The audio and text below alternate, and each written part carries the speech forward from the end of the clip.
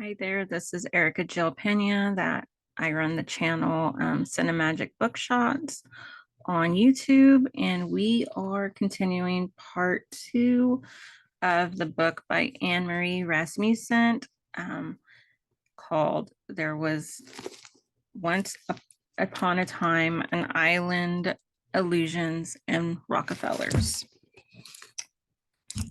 We will continue. The last time we stopped on page 100, so we are going to continue from that from here on out. And the last time it was about they were struggling with Christianity, and this kind of just confirms the whole situation. So let me just give you one moment.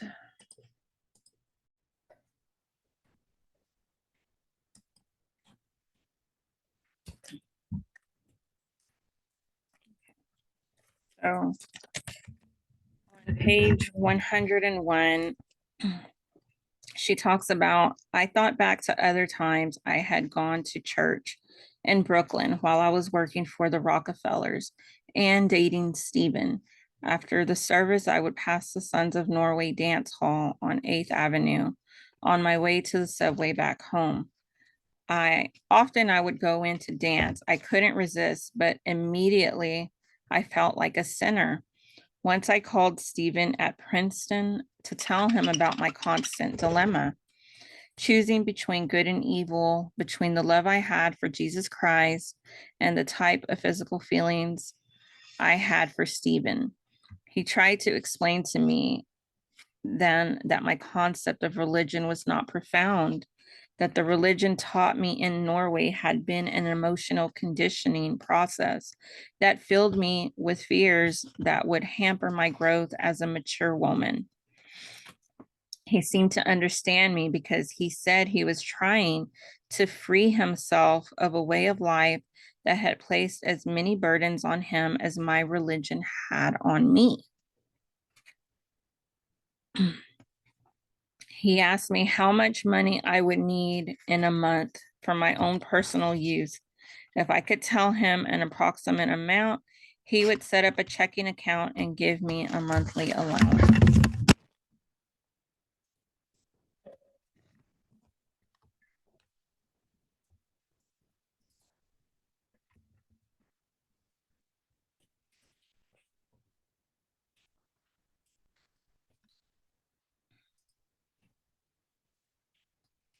Another profundity was decorum. I loved hugging and kissing Stephen at all times and in all places. At first, he was very patient and tried to make me understand that among well-bred people, there was a right time and place for affection. This new declaration made me nervous. Why now that we were married? Couldn't I hug him anytime I pleased? I began to get butterflies in my stomach whenever I was with him. His sensitive but careful and controlled way of behaving made me feel like a lovesick girl in need of constant physical attention. Even when I was forthcoming, it didn't seem enough, just like my portions of food at the Rockefellar dinners. I thought that was pretty interesting that she brought that up. It seemed like that really bothered her. Um,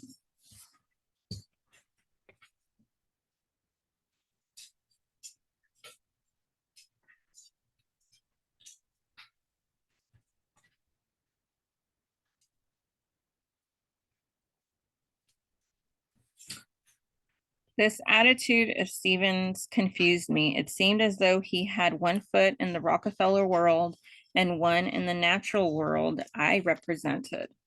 But if I acted naturally, he would retreat to his formal side, which reinforced my childish need to be uncontrolled and spontaneous. When Stephen started to work full time for the president of Rockefeller Center as a junior executive, I had a rude awakening. I now see that on some level, I had really expected that his full-time occupation would be to love and take care of me. I had really believed the fairy tale promise that I would live happily ever after. Childishly and unrealistically, I felt rejected. I began to alternate between tears, sobs, pouting, and anger and letters and notes filled with pleas for forgiveness. Stephen would just say, "That's all right, Mia. We'll do better next time," or "You better do something thinking about your behavior." Often when I was upset, I liked to listen to music. And in that first 5 years of marriage, I completely wore out 2 records of Tchaikovsky.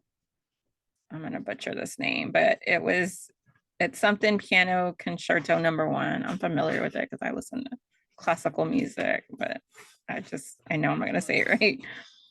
With Van Cliburn as soloist and Kirill Kondratian conducting. This particular record was especially effective at triggering my tears. Stephen became adept at turning off the record player as I sat sobbing for some reason unknown to us both.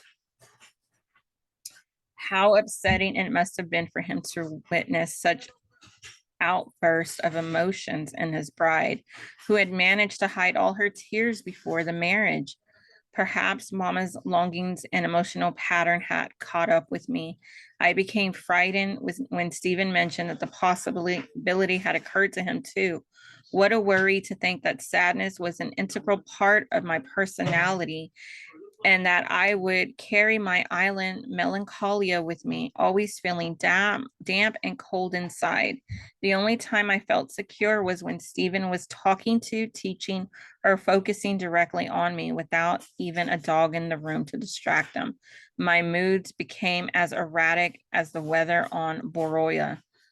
One day, let me just stop there. Go to page 107.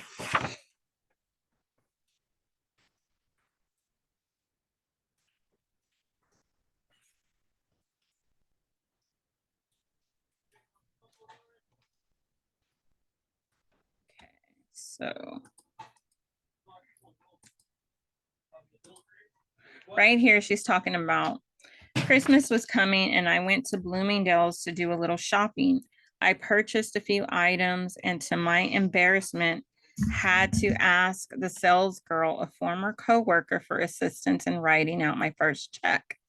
I soon found out that there were other problems about writing checks. Either I didn't have any means of identification, like a driver's license, or people didn't believe a check signed Rockefellar was anything but a joke, especially considering my accent and behavior. I decided to do as much of my shopping as I could at Bloomingdale's, where some of the salespeople knew me. But I had written very many checks before Stephen received a phone call. Oh, but I hadn't written very many checks before Stephen received a phone call from the branch of Chase Manhattan Bank at Rockefellar Center, requesting that I use a uniform signature so they could identify and process my checks without any doubts or confusions. I had been changing my handwriting depending on my mood. Sometimes I wrote a delicate and fancy script, sometimes a bold one. Sometimes I like to make the letters slope backwards. So that was pretty crazy.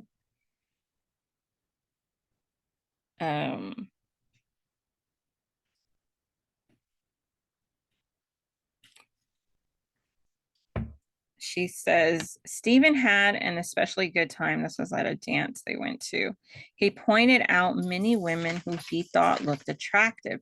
To me, they were the plainest ones there. They wore little, if any, makeup, and some had hair that was long, unset, or twisted around the head, and what we called love braids or Kaiser lights, flutter.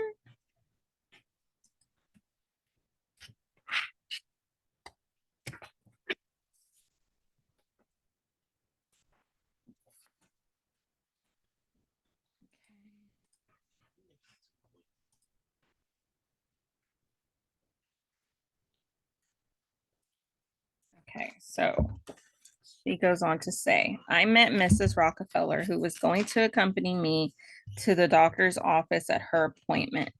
I told her about Naomi mentioning she'd confessed to me that she did not like to cook. Thereupon, Miss Rockefellar also confessed that she could not cook, never had to, and had no interest whatsoever in finding out how. It seemed impossible to me that there were women who couldn't perform this basic domestic function. Admitting it seemed the epitome of helplessness, and I wondered what Miss Rockefeller would do if her cooks all quit. I had never had this kind of examination before. So Miss Rockefeller sat by me and asked the doctor all the necessary questions. I was horrified when he said that if a rabbit died, it would establish that I was pregnant. The next day, I was told the test was positive. So here we got the rabbit symbolism going on. And if you see a whole bunch of movies, even certain celebrities, they all show pictures of rabbits everywhere. I mean, it's like a fertility thing with them, for the symbolism. Okay, and then on page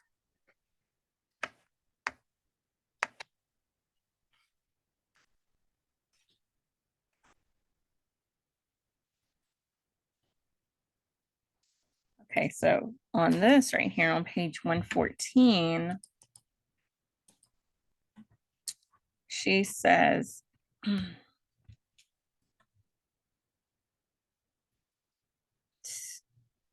she decided to take driver's lessons, and Stephen eventually bought her a Mustang.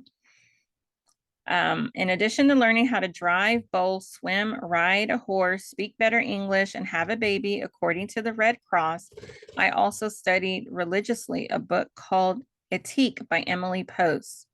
Just as I was beginning to feel prepared to deal correctly with any event that came up in the Rockefeller family, I was taken by surprise by the death of Stephen's, and this is Stephen right here. This is Nelson Rockefeller with Stephen and Stephen's son. So that would be the grandson to Nelson Rockefeller. And here is Mary Rockefeller with Anne-Marie, the woman who wrote this book. She was married to him.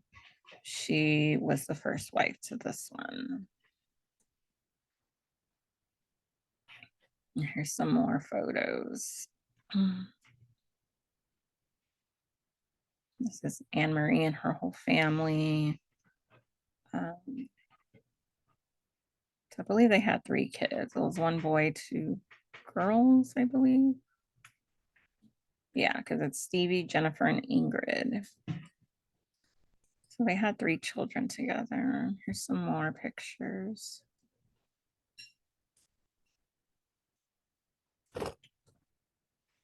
This was Anne-Marie helping Nelson Rockefeller with his campaign. What he did with her was try to get the Norwegian people that were here in America to help vote for him because she was from Norway. Okay, so I was taken by the surprise of the death of Stephen's grandfather.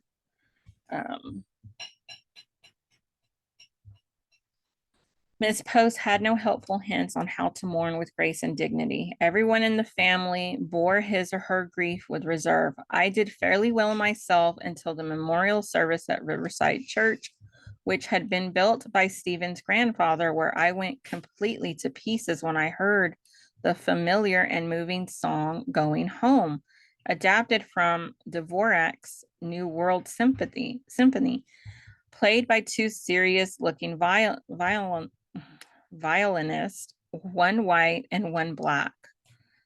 I cried hard, and since nobody else was crying at all, I was terribly conspicuous. I felt ashamed as Stephen and Miss Rockefeller escorted me out a side entrance and hoped the rest of the family would think it was my pregnancy that had made me so sensitive and emotional. Poor thing. But in a way, I was even more upset when the family assembled for the burial service. The Rockefellers have a private cemetery outside the fenced estate property, It is small, secluded, and completely contained within its own set of gates and fences. And a new sadness crept into my consciousness during that brief service. Even in death, I thought this family was isolated from the rest of the world, where no friends would come at will to visit, place flowers, or say a prayer. I asked Stephen why his grandfather had merely been made into ashes in an urn, why there hadn't been a viewing, and other questions that to him seemed pointless or impolite. I learned more about the death of John D. Rockefeller Jr. from the newspapers than I did from the Rockefeller family. Wow, that's crazy.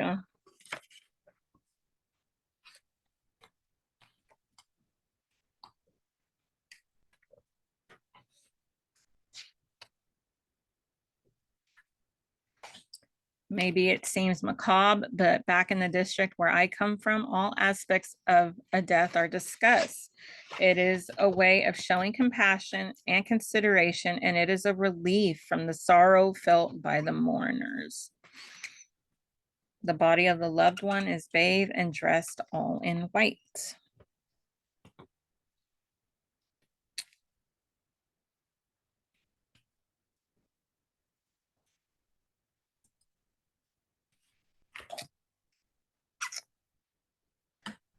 Okay.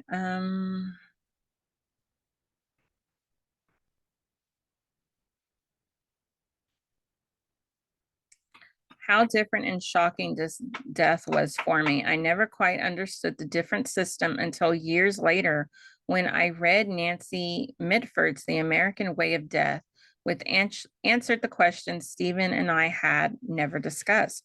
With fascination, I read in detail how the blood is removed from the veins, embalming fluid injected, and other devices and embellishments added to make the deceased look alive and beautiful. This thoroughly frightened me so much so that I saw a lawyer and had 3 pages added to my will concerning how I was to be treated after my death. It was an unusual request for the lawyer, but he followed the orders. No American funeral for me. Not that I felt death was close at hand. I just wanted my friends to feel free to cry and grieve as loudly as they please and to be able to recognize me as I had lived. Before old Mr. Rockefeller's death, we had been given a Victorian frame house on the estate to use on the weekends and holidays. The house had always been called the Stevens house. I never did find out why. It was just a coincidence that Stephen and I lived in it for a time. Over the years, many members of the Rockefeller family had used this house until they acquired one of their own. Bobo and Winthrop Rockefeller lived there before their divorce, and Roddy and Barbara were the tenants ahead of us.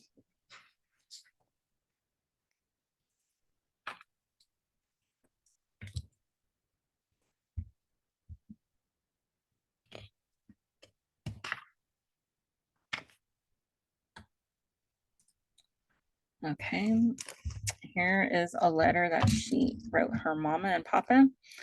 She says, I talked to my doctor today and told him I wanted to have my baby at home, just like the women do in Borora. He does not think this would be wise. He tells me it is a difference where everyone has her baby in a hospital for safety's sake. I would not want to jeopardize my baby's life, so I will go to the hospital, even though I love my home and would be happier here. The doctor promises me I will be as comfortable as he can make it for me.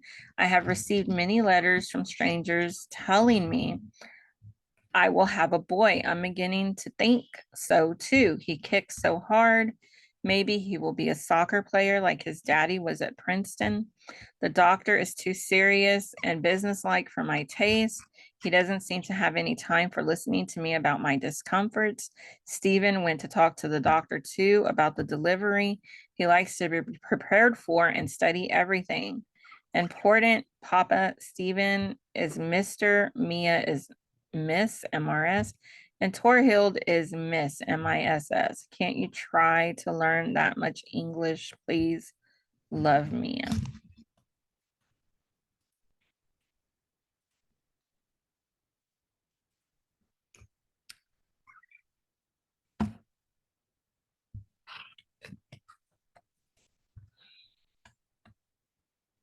Okay. One day when I was in one of my jealous of the birds moods, this was a thing that Stephen liked. He loved the birds, which I can connect with him on this because I have birds, so I love them. But she was jealous of the birds. She says, I thought of a good trick to play on Stephen. I had bought a few beautifully stuffed rare birds in vibrant colors. And one day, while Stephen was busy in his study, I carefully arranged them on the branches of a bush that was directly in view of his place at the dining table. I waited until we were partway through lunch, and then I said, Look, Guggen, look at those birds outside. What kind are they? Stephen was startled, first by my interest in birds and then by the phenomenon before him. He did not usually wear his glasses at mealtime, but he found them in a hurry and rushed outside to investigate. The expensive joke was on me when I saw the disappointment of his face and realized how sad it was to be jealous of a few birds and the attention they received. Thank goodness we both ended up laughing that time. So I think this woman she really wanted to have the attention from her husband, is really what this sounds like. Here's another letter. Dear Mama and Papa, Stephen has taken off from work the last weeks to be with me before the baby arrives. He is getting nervous being home with me and just waiting. So am I. I told him to please go back to the office. I do not have any patience left in waiting for this baby. I want each letter to be the last before the good news, but no luck. Miss Rockefellar keeps telling me to teach her. Mary and Anne baking and cooking. Can you imagine? Because they don't cook. The summer heat here is terrible. I am suffering like a dog. Sunny is here at my feet and looking up at me. Oh, yeah, hear this, guys. I think he understands my feelings on the matter. There is no air conditioning in any of the homes on the estate, only wishful thinking that a breeze will come across the river. I gave my plants vitamins, hope it helps, because I want many living things around me. I thought that was just so weird how this family, in particular, the Rockefellars, are like a billionaire, trillionaire family, and they had no air conditioning in any of their estates. Isn't that weird? Like, I don't know. To me, that's very, very weird. Okay, on the next letter, she says, Dear Mama and Papa, our beautiful baby son arrived on July 21st. A large, still little Rasmussen Rockefellar. It was hard work. He weighed 8 pounds and 4 ounces. I have already walked around the room pretty good for 10 hours after such an ordeal. I'm so happy and proud. I hope the name Stephen Jr. meets with his daddy's approval. For some reason, Governor Rockefellar didn't want any of his sons named after him. I hope this is not the case with Stephen. I will write more when I am stronger. There has been much excitement, many telegrams, flowers, and presents.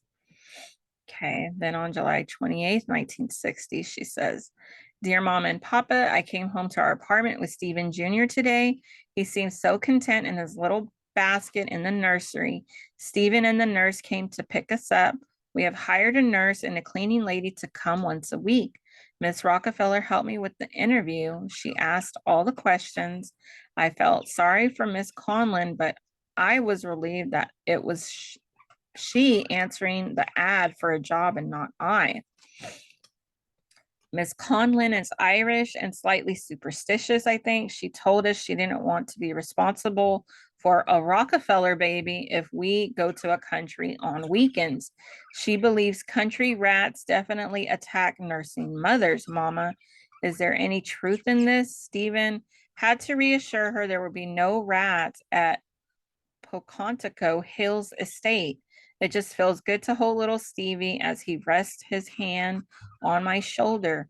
Stephen goes around with a beaming smile on his face constantly. He is such a proud new father, but still cannot hold Stevie without some fear. I cannot blame him. I love both Stevens so much. Stevie was 3 weeks overdue, but all waiting is forgotten now. The mailman is kept very busy these days. We are getting greetings from all over the world, presents too. How can I write more thank you letters? The wedding notes have just been completed. I wish I would receive more cards and letters from those I know and love.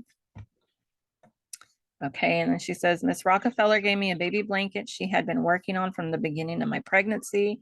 She had carried the white blanket and yarn in a plastic bag with her while she was knitting.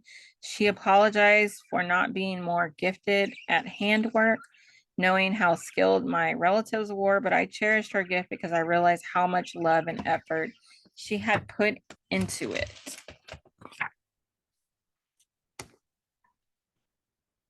Okay, and then right here. Stevie's presents from his granddaddy and grandmother Rockefeller were 2 silver hairbrushes. When I didn't understand why 2, I was told it was some kind of family tradition and a silver plate. Wow, so they really brought the born with the silver plate to a whole new level, right? Mr. Rockefeller personally sent a huge vase filled with orchids of various hues to me at the hospital. It was the most unusual and outstanding floral composition I have ever seen. And then right here, when Michael came to see his new nephew, this would be Stevie's brother, he said he looks just like Buda Chiefy. Congratulations. Michael had been with Stephen on a family trip to Japan where Stephen had purchased a large Buddha figure. I guess Michael meant his remark to be the supreme compliment, but my beautiful baby bore no resemblance to any religious leader, Christian, Jewish, or Buddhist, and I hope he never would.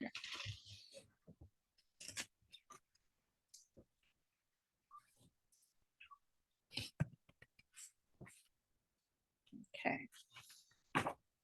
Oh, and this one, okay, so let's go to 127. Okay.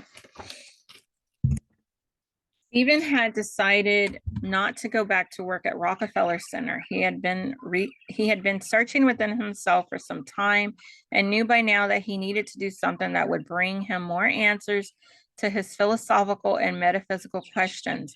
After much deliberation, he decided to enroll at Union Theological Seminary.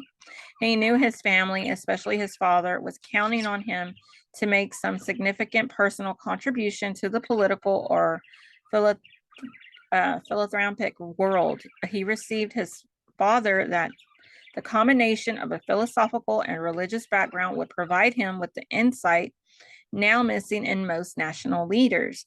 The iron strength of Stephen's conviction convinced his father that he was following the wisest course.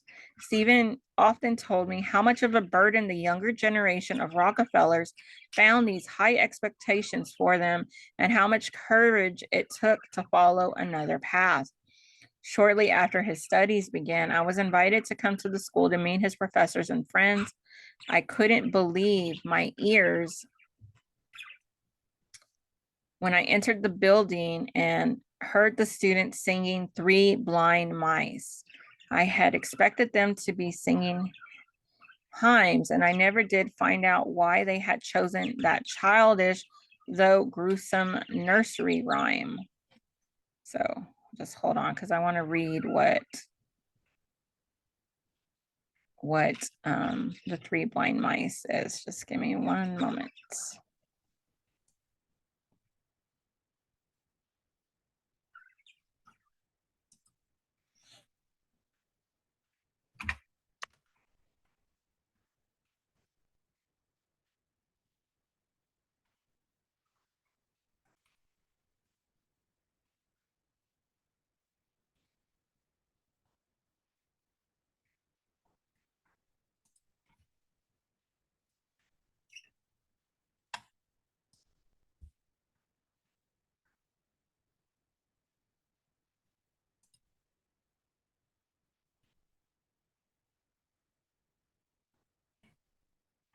Okay, so let's see.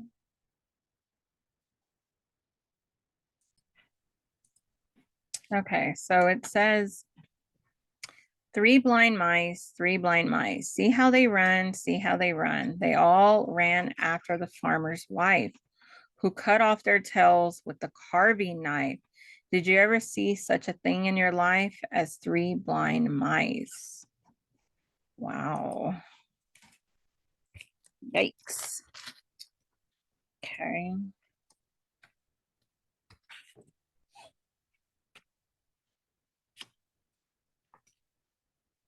Oh, and there was something else too that if you are familiar with Texas, then you know that this ranch exists.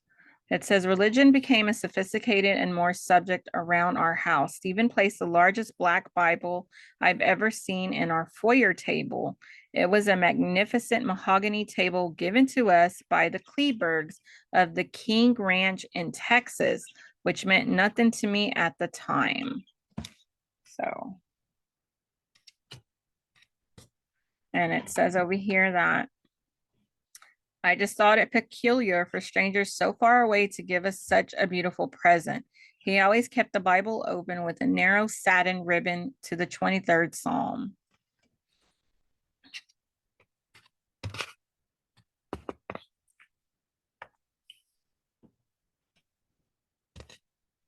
Okay, and then over here, it says our first family car was a Volkswagen. He told me they were very economical and easy to park, so he wouldn't have to pay expensive garage fees. And on snowy days, he was pleased to point out that the Cadillacs and other fancy big cars were stuck all over town, while he easily zipped in and out of traffic. So,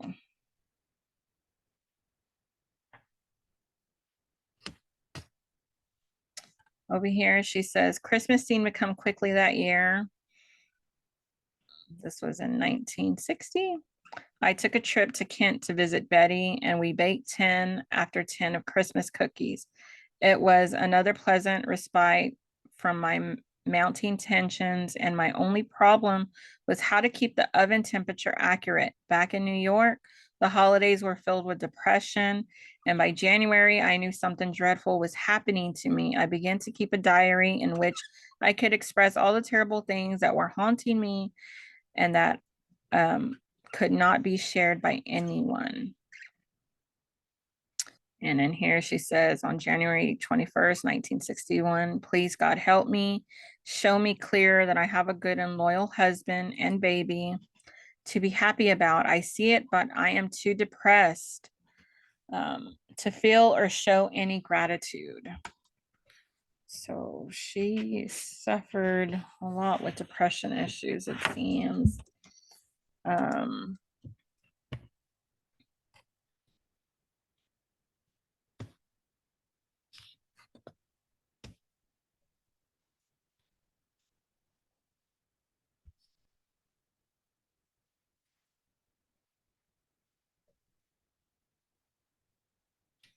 Oh, okay.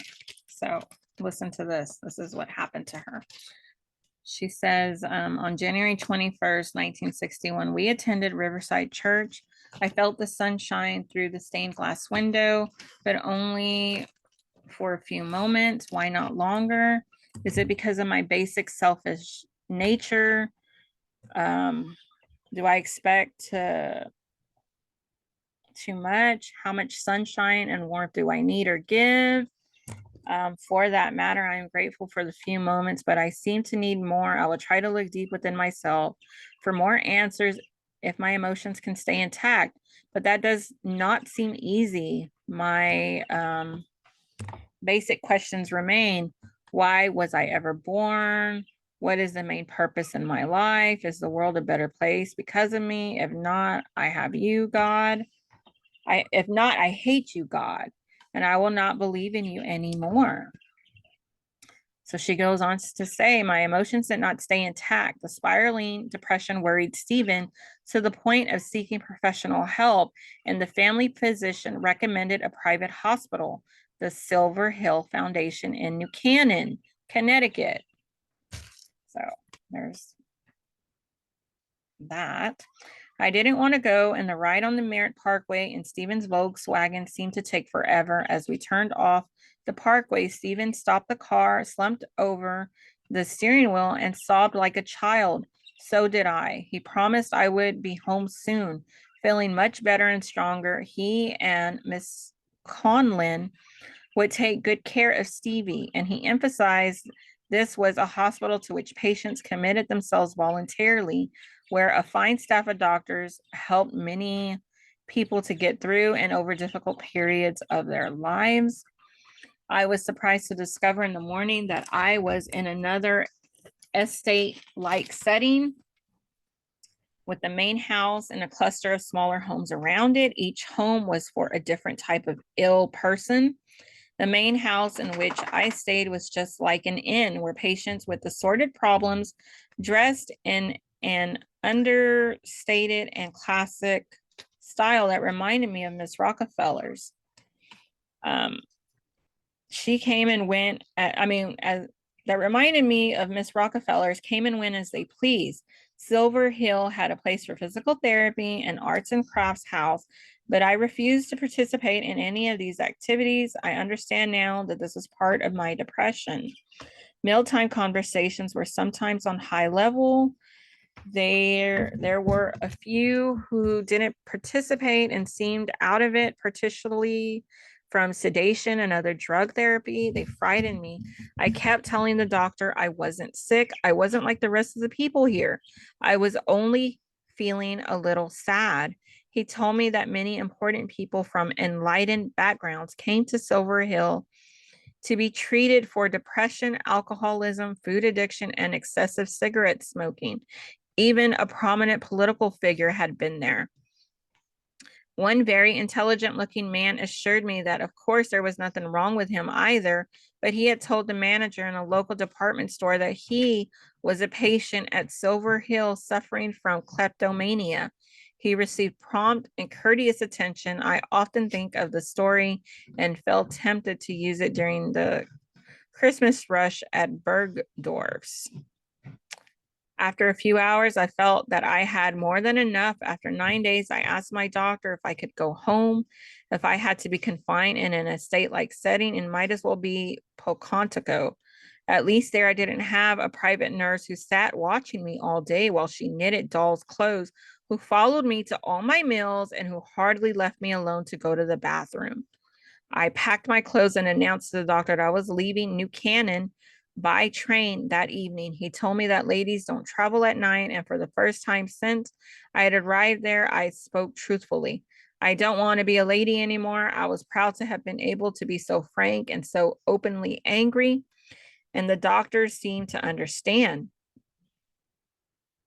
The next morning, Miss Rockefellar came to pick me up. She urged me to stay, implying that if I loved Stephen, I would try to remain until I felt better. I told her I would have to prove my love to Stephen in some other way than staying at Silver Hill. Nothing she said made me change my mind, and I left with the reluctant blessings of the director, who had tears in his eyes and who gave me the name of a psychiatrist in New York City, Dr. Lawrence C. Kolb, head of the Department of Psychiatry at Columbia Presbyterian Hospital. So here we go with MK Ultra type of hospital settings. And to me, in the way that I've read this book, I don't think Miss Rockefellar really liked her, is the sense that I get from this book. I think she tries to brush it off, but I really do not think that her mother-in-law liked her at all. And of course, the main reason being is that, you know, she was the hired help before she became his wife. And I'm sure for a family like that, it was probably an embarrassment to them.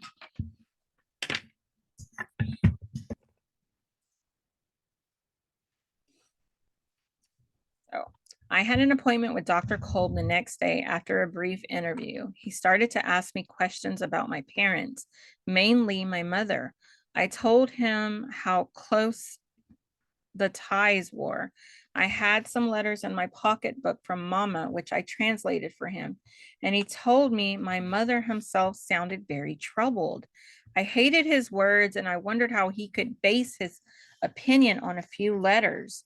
After that, he started to ask me some very personal questions about my sexual life. I was horrified, and it was a relief when that hour came to an end. My next 9 or 10 sessions with him weren't much better.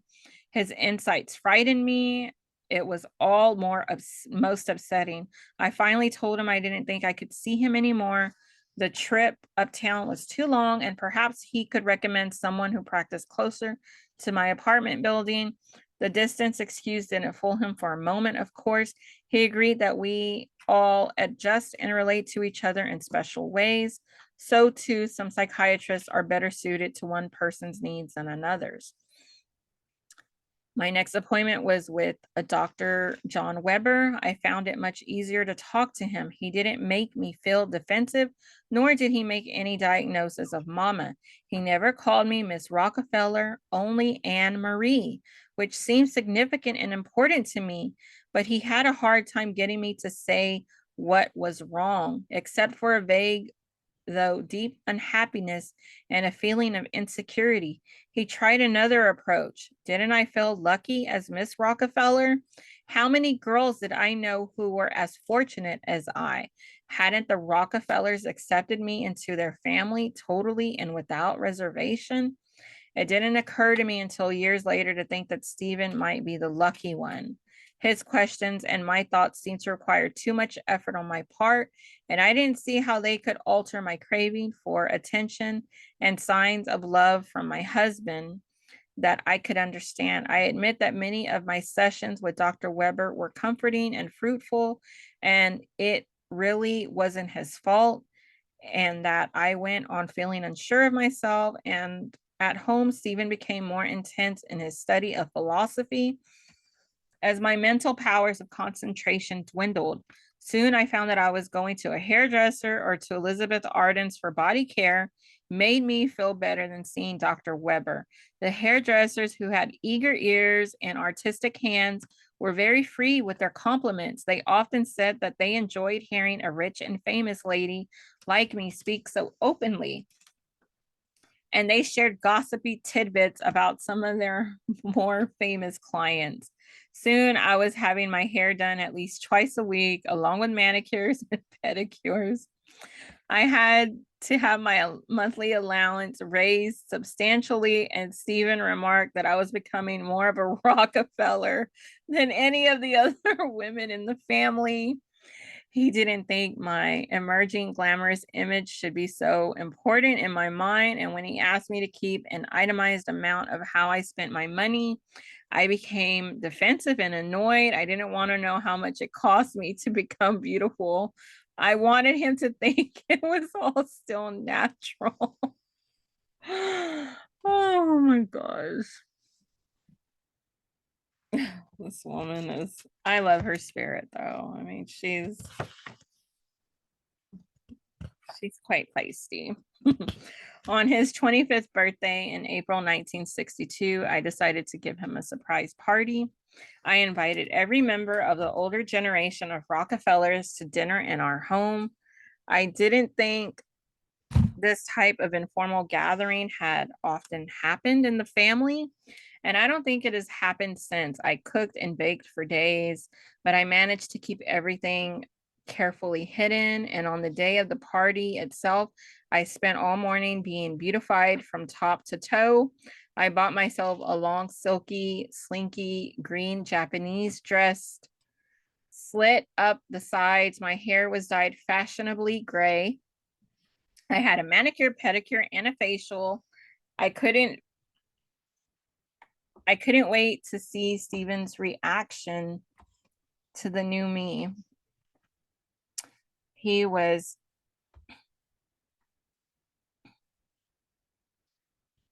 He was touched by the sight of his relatives and their various gifts to him, including a fat, flowery Mexican ceramic cat from Mr. and Mrs. David Rockefeller, for which Stephen asked me to find a proper place in our home. But every time he looked at me with a grin that conveyed his message very well, I knew he was in a state of shock.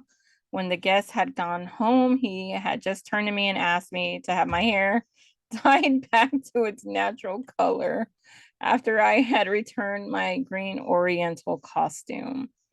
While New York State's problems were discussed by Nelson Rockefeller and John D. III and other uncles worried about overpopulation and the whole family concerned itself with civil and human rights, I was busy wondering how to make myself more glamorous. I studied the slick magazines and drank in all the glamour of the women who patronized Kenneth, Elizabeth Arden's, and Charles of the Ritz. I looked to the hairdressers for reassurance. I believed the Clairol ad that promised only her hairdresser knows for sure. And I think I'm gonna just stop there. But this is a good place to stop. I'll do the rest of the video. I'll probably do it a little bit later. I'm just gonna take a break and just snap it right here. But thank y'all guys for staying with me this long. Once again, my name is Erica Jill Pena, and I run the YouTube channel Cinemagic Bookshots. And the name of that is just for because I want to cover books, movies, and camera stuff. I love photography. I do it just for fun.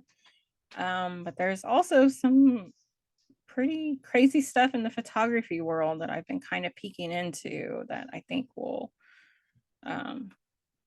definitely raise some ears and maybe conversations about. All right. Thank y'all guys.